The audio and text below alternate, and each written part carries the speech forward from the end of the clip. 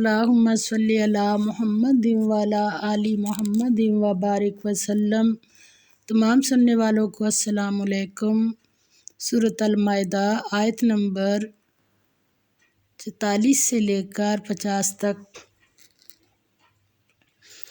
اعوذ باللہ من الشیطان الرجیم، بسم اللہ الرحمن الرحیم۔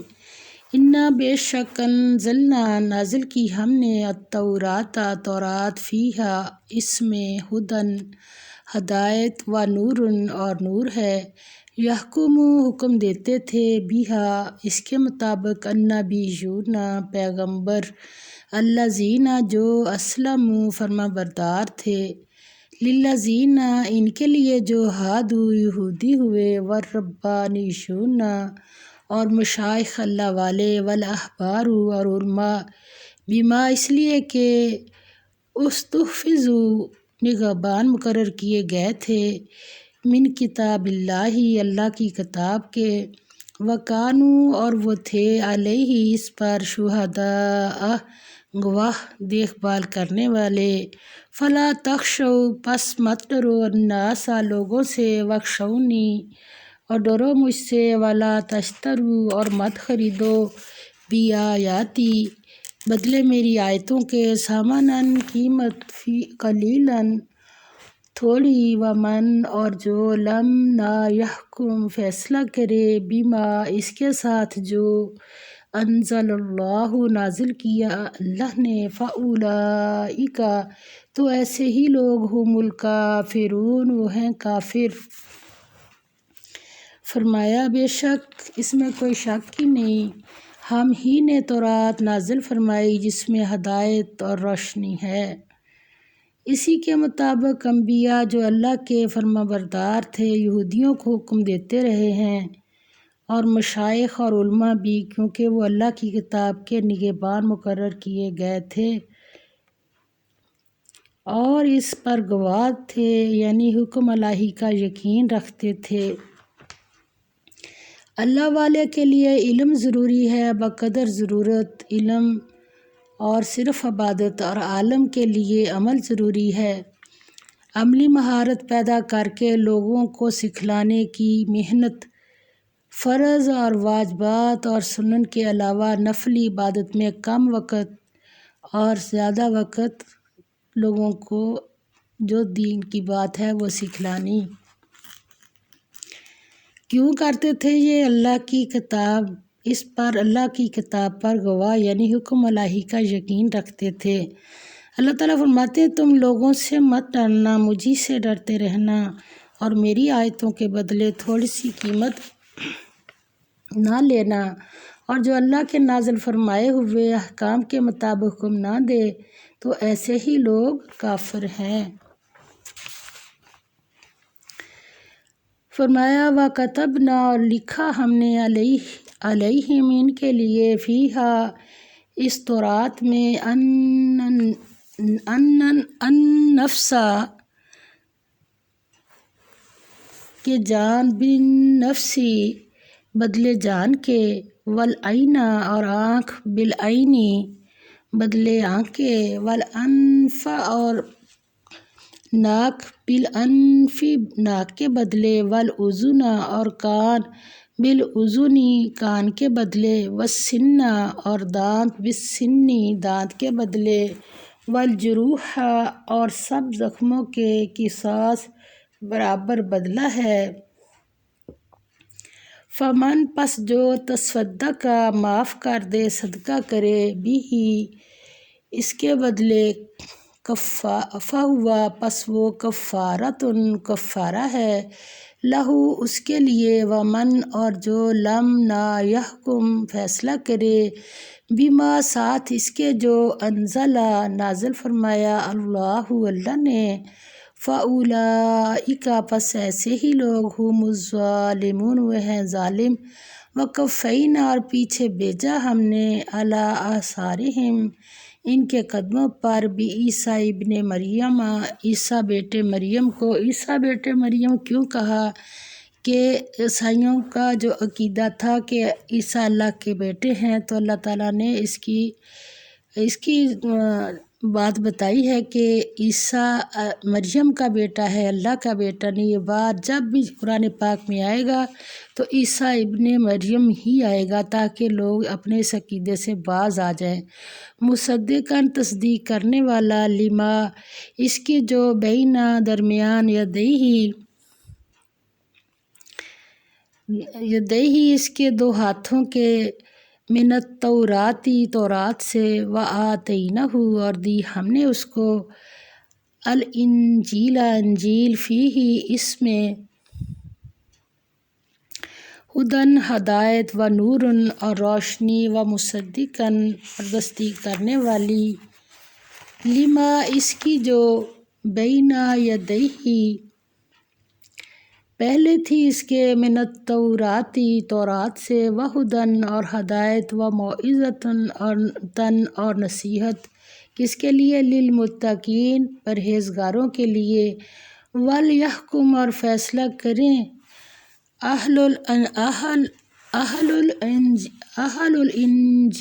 اہل انجیل، بما اس کے ساتھ جو انزلہ نازل کیے، اللہ نے، فیہ اس میں، ومن اور جو لم نہیں، یحکم فیصلہ کرتے، بما ساتھ اس کے جو انزلہ نازل کیا، اللہ نے، فاولئک پس یہی لوگ، ہم الفاسقون وہ ہیں فاسق۔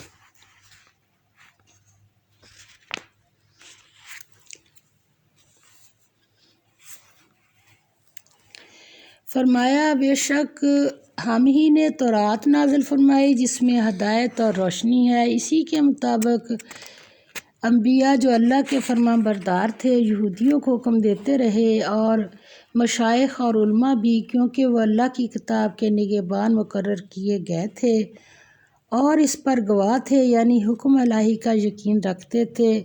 تم لوگوں سے مت ڈرنا، مجھی سے ڈرتے رہنا، اور میری آیتوں کے بدلے تھوڑی سی قیمت نہ لینا، اور جو اللہ کے نازل فرمائے ہوئے احکام کے مطابق حکم نہ دے تو ایسے ہی لوگ کافر ہیں۔ اور ہم نے ان لوگوں کے لیے تورات میں یہ حکم لکھ دیا تھا کہ جان کے بدلے جان، اور آنکھ کے بدلے آنکھ، اور ناک کے بدلے ناک، اور کان کے بدلے کان، اور دانت کے بدلے دانت، اور سب زخموں کا اسی طرح بدلہ ہے، لیکن جو شخص بدلہ معاف کر دے اور اس کے لیے کفارہ ہوگا، اور جو اللہ کے نازل فرمائے ہوئے احکام کے مطابق حکم نہ دے تو ایسے ہی لوگ بے انصاف ہیں۔ سیدنا ابو ہریرہ رضی اللہ تعالیٰ عنہ بیان کرتے ہیں کہ رسول اللہ صلی اللہ علیہ وسلم کے زمانے میں ایک شخص قتل کر دیا گیا۔ رسول اللہ صلی اللہ علیہ وسلم نے قاتل کو مقتول کے ورثاء کے حوالے کر دیا۔ قاتل نے کہا، اے اللہ کے رسول، اللہ کی قسم میں نے اس کے قتل کا ارادہ نہیں کیا تھا۔ رسول اللہ صلی اللہ علیہ وسلم نے مقتول کے وارث سے کہا، اگر یہ سچ کہتا ہے اور تم نے اسے قتل کر دیا تو تم دوزخ میں جاؤ گے۔ یہ سن کر مقتول کے وارث نے اسے چھوڑ دیا۔ ترمذی کی حدیث ہے۔ والجروح قصاص۔ سیدنا عبداللہ بن عمرو رضی اللہ تعالیٰ عنہ بیان کرتے ہیں کہ ایک شخص نے دوسرے کے گھٹنے پر ایک سینگ مار کر زخم کر دیا تو وہ نبی اکرم صلی اللہ علیہ وسلم کی خدمت میں حاضر ہو کر عرض کرنے لگا، اللہ کے رسول، مجھے قصاص دلا دیجیے۔ آپ صلی اللہ علیہ وسلم نے فرمایا، جلدی نہ کرو یہاں تک کہ تمہارا زخم منمل ہو جائے۔ مگر اس نے دوبارہ حاضر ہو کر عرض کی کہ آپ مجھے قصاص دلوا دیجیے۔ چنانچہ آپ صلی اللہ علیہ وسلم نے اسے قصاص دلا دیا۔ اب کچھ عرصے کے بعد وہ دوبارہ حاضر ہو کر عرض کرنے لگا کہ اللہ کے رسول، میں تو لنگڑا ہو گیا ہوں۔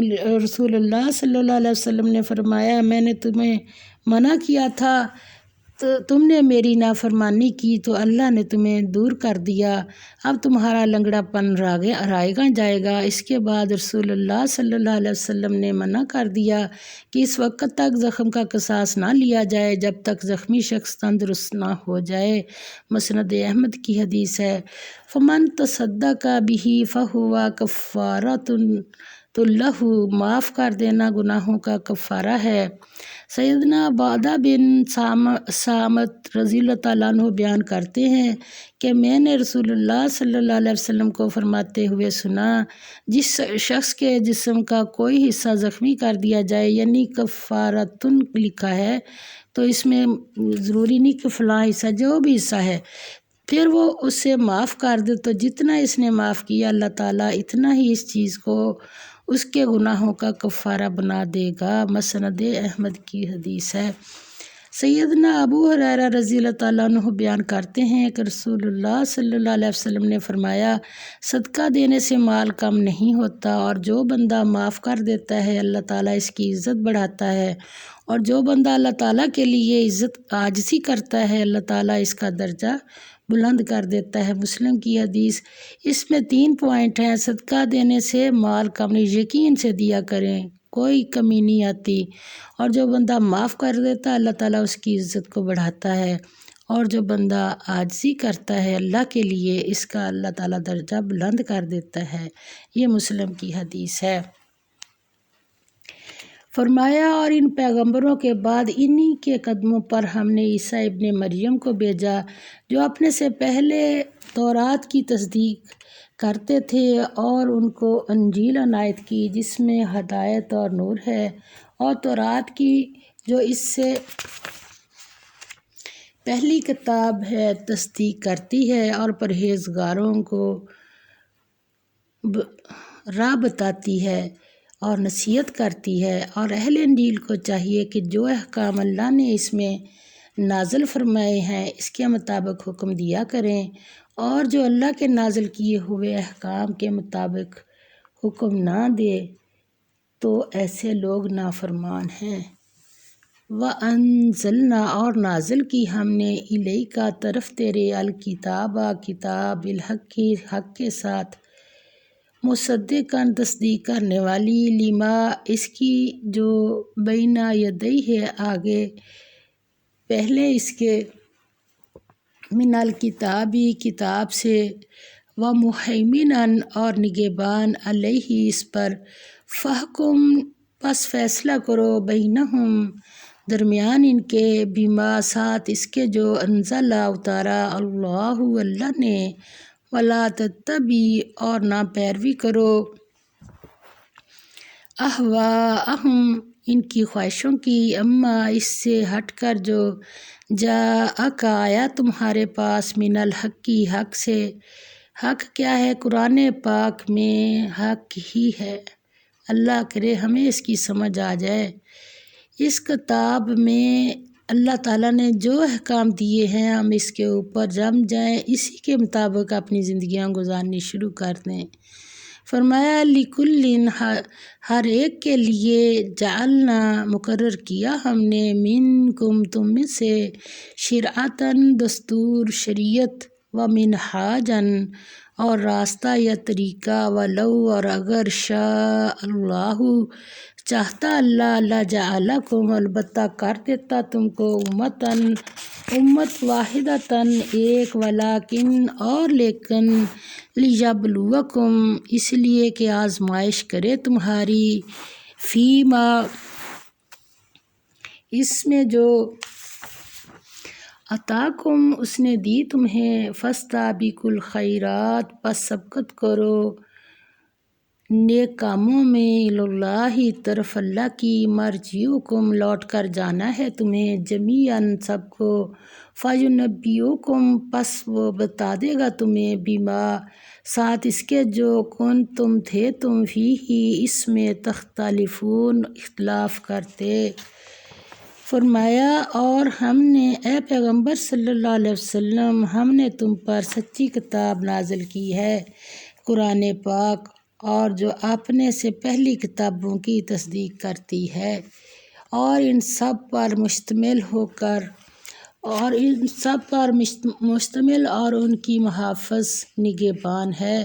تو جو حکم اللہ نے نازل فرمایا ہے اس کے مطابق ان کا فیصلہ کرنا، اور حق جو تمہارے پاس آ چکا ہے اس کو چھوڑ کر ان کی خواہشوں کی پیروی نہ کرنا، یعنی اب جو بھی فیصلہ کرنا ہے قرآن پاک سے ہی کرنا ہے۔ ہم نے تم میں سے ہر ایک فرقے کے لیے ایک دستور اور طریقہ مقرر کیا ہے، اور اگر اللہ چاہتا تو سب کو ایک ہی شریعت پر کر دیتا، مگر جو حکم اس نے تم کو دیے ہیں اس میں تمہاری آزمائش کرنی چاہتا ہے۔ حکم بڑی حکمت اس میں ہر زمانہ ہر طبقہ کے لیے حقیقت عبادت نام ہے، بندگی اور عطا پروری حقیقت مقصد صرف ایک ہے، حکم الہی کی اطاعت۔ نماز پڑھنی بھی عبادت ہے، نماز کو چھوڑنا بھی عبادت ہے، روزہ رکھنا بھی عبادت ہے، روزہ چھوڑنا بھی عبادت ہے، میدان عرفات میں جانا بھی عبادت ہے اور میدان عرفات سے باہر آنا بھی عبادت ہے۔ جب تک کہ ان کے کرنے کا حکم ہے، نماز، روزہ، حج تو عبادت ہے، اور جس حد پر روک دیا جائے تو وہ جو کام ابھی کرنے تھے وہ اب حرام ہو جاتے ہیں۔ یعنی نماز جب سورج نکل رہا ہو اور جب سورج غروب ہو رہا تو منع کر دیا کہ اس وقت نماز نہیں پڑھنی، اگر ہم نہیں پڑھیں گے تو وہ عبادت ہے۔ اگر کہیں نماز ہی ہے، نیک کام ہی کر لوں تو وہ اللہ کی نافرمانی ہو جاتی ہے۔ روزہ بھی عید والے دن اٹھ کے روزہ رکھ کے بیٹھنے منع کیا ہے تو اس دن روزہ نہیں رکھیں گے۔ اسی طرح میدان عرفات میں جانے کا ٹائم ہے، اس کے بعد وہاں جو ٹائم باہر آنے کا ہے کہ اب اس کو چھوڑ دو تو ہم چھوڑیں گے تو اللہ کے حکم کو پورا کریں گے، اور یہ عبادت ہے۔ اگر اس کو ثواب سمجھ کے کہیں کہ ہم کر لیں گے، اپنی مرضی کریں، تو وہ عبادت نہیں ہوتی، اللہ کی نافرمانی ہو جاتی ہے۔ آگے فرمایا سو نیک کاموں میں جلدی کرو اور تم سب کو اللہ کی طرف لوٹ کر جانا ہے، پھر جن باتوں میں تم کو اختلاف تھا وہ تم کو بتا دے گا۔ اور ہم پھر تاکید کرتے ہیں کہ جو حکم اللہ نے نازل فرمایا ہے اسی کے مطابق ان میں فیصلہ کرنا اور ان کی خواہشوں کی پیروی نہ کرنا، اور ان سے بچتے رہنا کہ کسی حکم سے جو اللہ نے تم پر نازل فرمایا ہے یہ کہیں تم کو بہکا نہ دیں۔ اگر یہ نہ مانے تو جان لو کہ اللہ چاہتا ہے کہ ان کے بعض گناہوں کے سبب ان پر مصیبت نازل کرے، اور اکثر لوگ تو نافرمان ہیں۔ آگے فرمایا آفا حکم کیا پھر فیصلہ جاہلیت کا یبغونا چاہتے ہیں، ومن اور کس کا احسن اچھا ہے، من اللہ سے حکمن فیصلہ، لقوم ان لوگوں کے لیے یوقنون جو یقین رکھتے ہیں۔ فرمایا کیا زمانہ جاہلیت کے حکم کے خواہش مند ہیں اور جو یقین رکھتے ہیں ان کے لیے اللہ سے اچھا حکم کس کا ہے۔ اللہ تعالی ہمیں صحیح پڑھ کر صحیح عمل کی توفیق عطا فرما دے۔ اور اس میں جو ہمارے لیے حکم ہے کہ جو گواہی دینے والے، اب جس کو پتہ ہی نہیں ہے گواہی کیا دے گا وہ بندہ، کہ یہ ہمارے امت کا اب کرنے کا کام ہے، شہداء۔ آگے اللہ تعالیٰ فرماتے ہیں کہ فرمایا ہم نے پہلے تورات نازل کی، پھر انجیل، اسی طرح اب قرآن نازل ہوا۔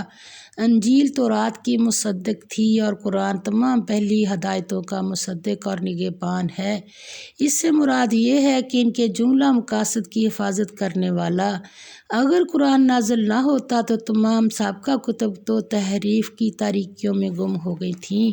اگر تورات، انجیل اور قرآن ایک ہی دعوت کے سرچشمہ ہیں تو پھر شرائع اور احکام میں اختلاف کیوں ہے؟ یعنی عبادت کے طریقے یکساں کیوں نہیں بتائے گئے؟ مختلف ادوار میں مختلف شریعتیں کیوں ظاہر ہوئیں؟ قرآن نے یہاں یہ جواب دیا ہے کہ ایک چیز دین ہے اور ایک شرع اور منہاج۔ دین کی اصل یعنی خدا پرستی اور نیک عمل کرنا ایک ہی ہے، شرع اور منہاج یعنی دستور العمل اور زندگی بسر کرنے کے طریقے دوسری چیز ہے جس میں اختلاف ہوا، کیونکہ ہر عہد اور ہر ملک کے احوال و ظروف یکساں نہ تھے، لہٰذا شرع اور منہاج بھی یکساں نہ ہوئیں۔ لیکن مذاہب کے علمبرداروں نے دین جو اصل وحدت تھی فراموش کر کے محض شرع اور منہاج کے اختلاف پر گروہ بندیاں کر لیں، فرقے بن گئے اور ایک دوسرے کے دشمن ہو گئے۔ یہ تو تورات انجیل کی بات ہو رہی ہے، قرآن کی بات ہو رہی ہے۔ اب ایک قرآن کو ماننے والوں کا کیا حال ہو گیا؟ یہ کہاں سے آ گئی؟ قرآن پاک ایک، ہماری کتاب ایک، اللہ ایک، کتاب ایک، نبی ایک، اختلاف کی کوئی گنجائش ہے کہ اب کتنے استغفار علم کے ساتھ پتہ نہیں کیا۔ اب جو ایک تو بندہ ہے نا جس کو علم ہے، قرآن پاک میں سورۃ بقرہ میں آتا ہے، اس کو تو علم ہے تو وہ ایسی باتیں کرتے ہیں علم کے ساتھ، اور ایک وہ ہیں جن کو پتہ ہی نہیں، وہ سنے سنائی لگے ہوئے پیچھے۔ یہ قرآن کو ماننے والے اور ہمارے اندر یہ کہاں سے آ گئی باتیں؟ اللہ کو کیا جواب دیں گے کل جا کے کہ ہم نے کیوں اس کو ٹکڑے ٹکڑے کر کے پڑھا؟ قرآن یہ کہتا ہے کہ اگر خدا چاہتا تو تمام بنی نوع انسان کو ایک امت بنا دیتا، مگر ایسا نہ ہوا۔